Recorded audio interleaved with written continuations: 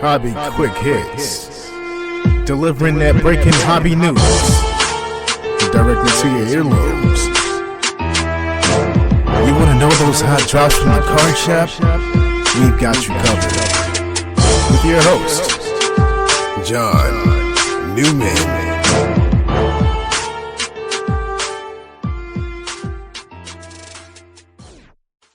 Hey everybody, welcome to another edition of Hobby Quick Hits, episode 156 to be exact. We're going to do another Q&A episode today.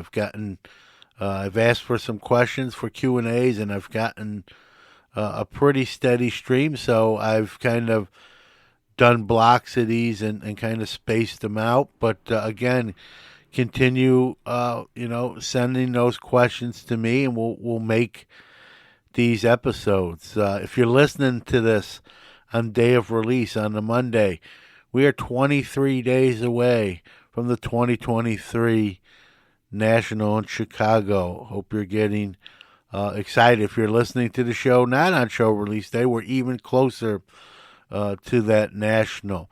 It's July 4th weekend, and so hope you and yours have a safe and fun 4th of July. So with that being said, let's hear from Mojo Breaks, and we'll get the new release schedule, some news, and then we'll get to those questions you folks sent in. MojoBreakShop.com is the best place to get your sealed wax products and brakes. They not only have the best selection, but the best prices. Whether it's a box or a whole case, they are your guys. They ship worldwide to your doorstep.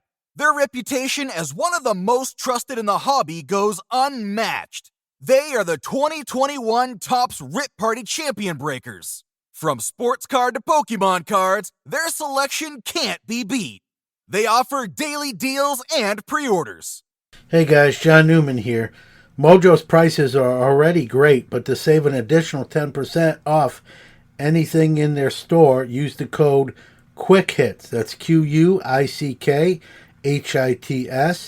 Check out the full service store that's open 7 days a week in Santa Clara, California, or the website at mojobreak.com. Let's check out this week's hobby wax releases. Take it away, Owen. Let's check out this week's hobby wax releases. Take it away, Owen. Let's go round the hobbyverse and catch up on this week's hobby news. All right, we got a few stories from around the hobbyverse, starting with CSG grading. Will now be CCG grading, and here's why. They are combining their trading card division with their sports card division. The label will be unified. They are doing away, well, you don't have to have a membership to submit now to grade. They do have a membership which will include additional perks, and so they are combining their trading. They were kind of separate. They're now making them unified. If you want to find out more about this, my guest is Vice President of CCG now. Andy Broom will be my guest this coming Friday on Sports Card Nation. So be sure to check that episode. It's going to talk all about that. We're going to chop up the grading space, some hobby stuff, the National, all that fun stuff. Panini has signed an NIL deal with local Dallas highly touted high school basketball player Trey Johnson. He'll play a year of college basketball with a major program and then be an NBA lottery pick. They have an exclusive deal for autographed cards with him. And I have Tracy Hackler coming up here in a few weeks. We'll talk about that amongst other things. But the landscape has changed with the NIL and Fanatics, taking over 3/4 of the license. So these NIL deals are all the more important. Topps has announced they're bringing back the MVP buyback. It's coming back. So whoever wins the AL and NL MVPs, you'll be able to submit their Chrome cards to your local card shop that participate in the program for store credit. And again, like last year, higher credits for rarer cards, colors, parallels, numbers, that sort of thing. ESPN did a feature on ESPN.com about hobby breaking, centered around Leighton Breaks. Rich Leighton, kind of how he started from the bottom and worked his way up to $1 million business. There's some familiar people mentioned in the article, including Beckett's Ryan Cracknell. It's actually very long in detail and an interesting read, fairly accurate.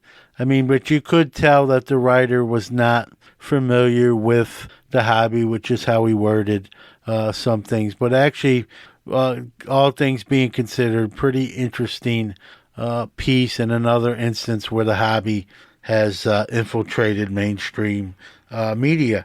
Upper Deck has announced a partnership with Top Legends to produce what they're calling value notes, one player each year for the next 7 years. You can find them at toplegends.com. This year's players, Wayne Gretzky, and these look like banknotes. This looks like money with holograms and that sort of thing. Kind of interesting.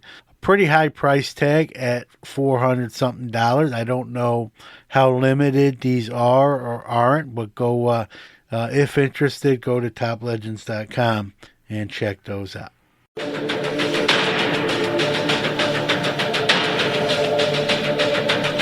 now, our feature presentation.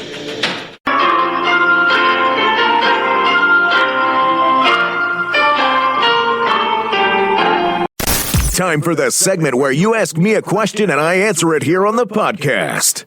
All right, folks, these are a lot of fun. Again, thank you for sending these questions to make these shows happen.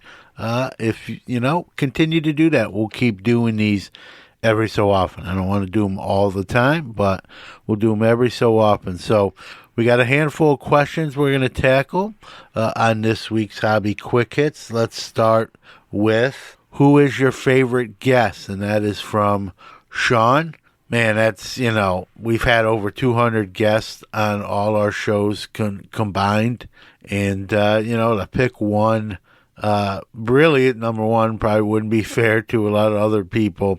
I have favorite shows for some of the feedback they're getting, when my dad was on and kind of talked about growing up in Brooklyn and us going back and forth, probably the most feedback I got. Wasn't the most downloaded show, but the most feedback with, people. I had 3 people write me and say, hey, they were estranged from their father, and that episode kind of urged them or put them over the edge to call their dads and sort of bury the hatchet. And so I guess when you have that sort of effect on life stuff, right, which I had no idea when putting that show together that was going to be the case. Believe me, I'd like to take credit for it, but I can't. But when stuff like that happens, that leaves an impact. I even shared that with my wife and showed her those DMs and emails where folks said that, and she's not a listener of the show, but she was shocked of the impact that it had. She was pretty impressed by that. So, that in a sense, the show itself, but I appreciate all the guests that come on this show or Sports Card Nation, obviously, because, they're donating the time. We don't pay guests, right? So they're giving of their time, and many have returned for multiple appearances. And, I think that says something there. So I know I didn't answer your question with one guest per se, but, I appreciate it. And we've had, the one thing I will say, shameless plug about Sports Card Nation, the hobby's the people, right? Everybody's. We've had, 7-year-old, Parker Frederick-King. We've had Dr. James Beckett. We've had CEOs. We've had actors, Dwyer Brown. We've had athletes, Randy Lurch. We've, again, the hobby's the people. It doesn't matter what hat you wear. It doesn't matter how old you are. If you're interesting or part of this hobby in some form or fashion, we'll have you on. And I'm as far as I'm concerned, we're always going to be like that. Next one comes from Mike. He says, "What is it about you and Greg Jeffries?" All right, I like this one. I'm not gonna lie. Big, I have a lot of Greg Jeffries, like 3 binders worth of just rookie cards. Some of you may have heard that. I know it came up during a Card Mensch episode. And the reason was back in 89, 88, 89, his rookie type years. I was 16, 17 years old playing high school baseball. I was a Met fan, as I am today. And this is, pre-Bowman, like we know, where you hear about these prospects very early, like 4 or 5 years before they make their debut in the big leagues. Well, there was, this was before those times. And Greg Jeffries was getting a lot of hype. He was a Met. And I really started looking into, him and learning about him, and really, I think being a Met helped, but really became sort of someone I started to acquire as many cards as I could. And obviously 3 binders worth of rookies that I still have will tell you, how fever pitch I was acquiring his stuff. When I opened my store in 92, he was a guy who would not sell any of his cards. That was kind of my early, PC back then as a 20-year-old. So, and to this day, I know his career didn't pan out the way many kind of forecasted or hoped. Many people were hoping to send their kids to college on Greg Jeffries cards. But nonetheless, I still have a fondness in my heart, to the point where those three three-ring binders worth the rookies are still in my garage, and I'm not getting rid of them. That's a great segue into our next question that comes by the way of Tyler. Who should I invest in? There's that dreaded I word to some, right? Invest. But you can invest in cards. You've heard me get on that soapbox. I'm not going to do it again. I'm a firm believer you can potentially invest in anything. Doesn't mean you always win. You can lose, or you could make some money. But you can invest your money and time anywhere you choose.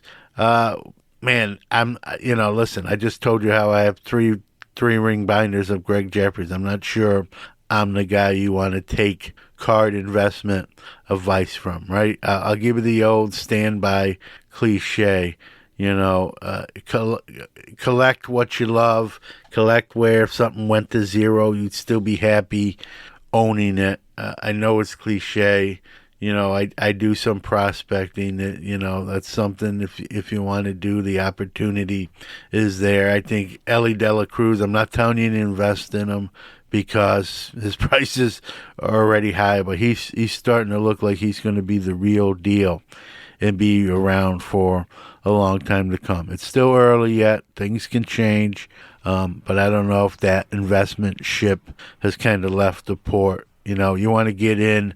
If you're of that ilk, you want to get into guys probably a lot sooner than once they start producing at the major league level. That's the advantage you have with Bowman products and even the NIL now products, where you got guys kind of before they make an impact on a major league level or on whatever sport. So I know that really didn't give you a person. I mentioned Ellie De La Cruz, but whatever, do the research if you're so inclined, and collect and hobby the way it makes you want to be happy, right? It's an outlet. It'll be fun. So whatever way that is, again, as long as it's above board, go do it. All right, next question here from Rick Reeds.